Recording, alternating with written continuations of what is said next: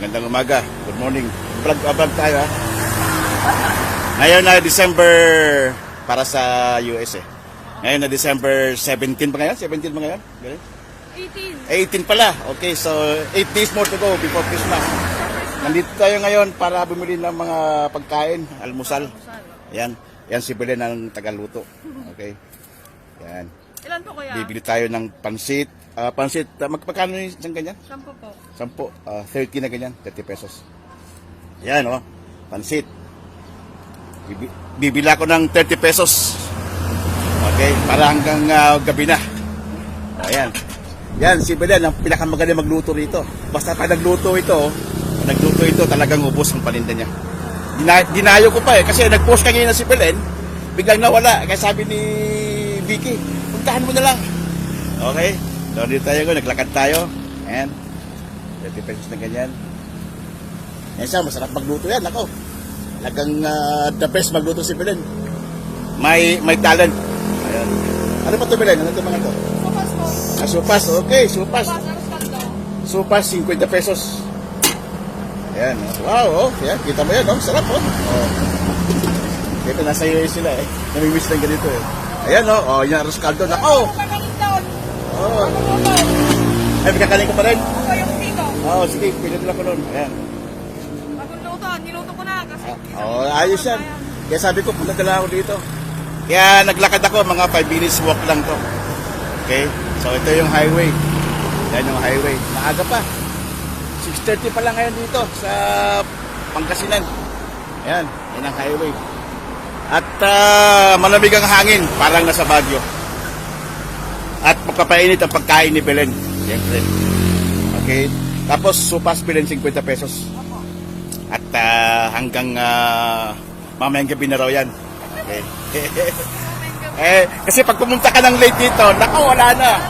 Ubus na to, sigurado. Sa sobrang sarap ng pagkain niya. Okay, nag-post kanina. Sabi ni Vicky, bangon ka, hindi ka ng kanto. Okay. So, yan ang tirahan nila dyan. Oh, yan. Daming punong kahoy pa dito. Lamig pa rin. Ay, presko. Okay. Yan. Tapos 50 pesos na sopas, 30 dito sa ano no? Paborito ko yung arroz caldo eh. Yung arroz caldo niya nako, ang sarap. Okay, kaya madaling maubos eh. Marami nag-ibenta rito, pero siyempre dadaanin mo na sa lasa. Diba? Pero ano, marami nag-ibenta, umiikot, pero iba ang lasa dito, kaya dinayo ko pa eh. Kasi alam ko baka maubusan ako eh. Maganda Oh. Ayan oh. So, special yan. 5:30 nakaluto na kami. Oh, 5:30 nakaluto na pala siya. Kaya naman ito, araw-araw mo ba ginagawa to? Okay. Ayos. Isip na sa Christmas sa bagong taon. Oh, sa Christmas baka magpa-cater na kami dito. Para hindi ka na magluluto. Dito, talent na talaga. Talagang for sure masarap ng luto niya eh. Ayan oh. Okay. Wow, sarap oh. Oh. Sarap 'yan. Kahit hanggang mamayang gabi, pwede pa yan. I-ref mo lang. Yan dito kuya. Diyan mga 50 pesos yan. Ganda. Tapos sa arroz caldo, 30. Oy! Basta. Yan. Mablak.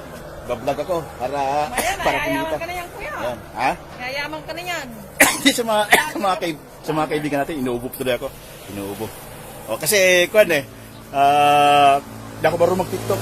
Dadaan ko natin lang. Kanta na lang. O, pare, basta. Hindi ako marunong ano. Oo, kaya dinaan ko sa kanta. Ayun, nagustuhan naman.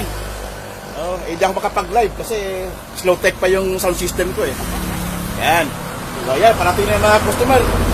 Malapit na maubos to. Nako. Pag ito naubos, patay. Maghintay ko ulit kinabukasan. Yan. Okay, yan ang mga customer. Papalitin na rito. Siyempre, very convenient. Di ka na magluluto. Di ka na magluluto. Andito na lahat, oh. Wala. Ay, maga ako nagluluto kasi. Oo. Yung mga tamad magluto. Oo. Tama. Ano, benta, Belen? Proven naman na. Balitado naman na talagang napakasarap magluto nito. Talagang the best.